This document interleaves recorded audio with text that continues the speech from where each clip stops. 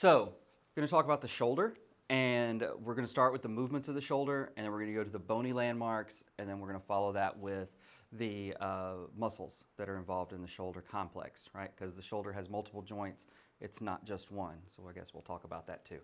So, first, we're going to do the movements. So, for the shoulder, when you talk about shoulder movements, you're normally talking about the glenohumeral joint, which is the big ball and socket joint that's right here, right?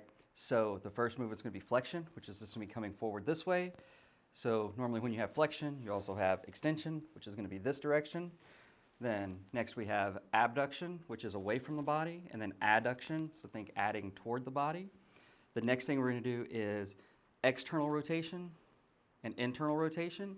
Your book will also refer to it as lateral and medial rotation, but generally as a clinician, you're going to hear internal and external rotation.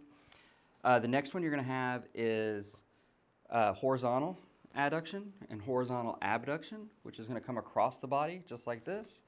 And I know what everyone's thinking is, what about circumduction? And circumduction isn't an actual movement, not a primary movement, it's multiple movements together. So if we do circumduction, if you look, we have flexion, and then as we come up, we go into external rotation, then we come back into extension, and then internal rotation. So it's multiple movements together to create that one big movement. So it's not an actual movement by itself.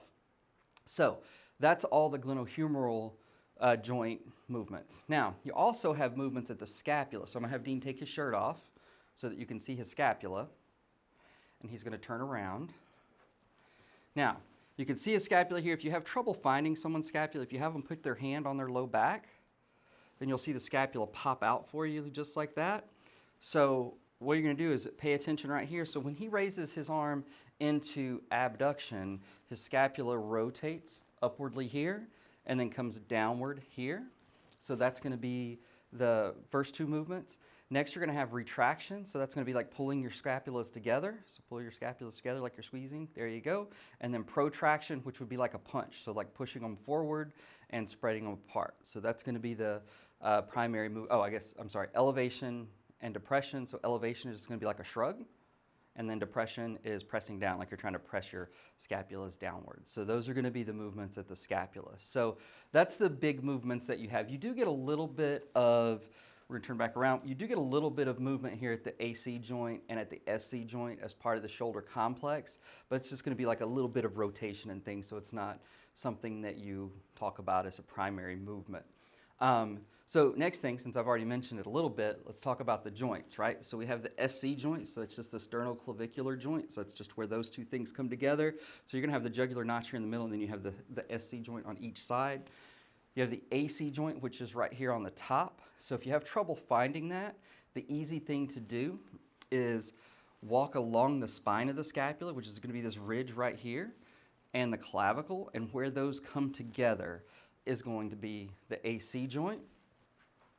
You can, on a lot of people, you can just see it. It sticks up a little bit.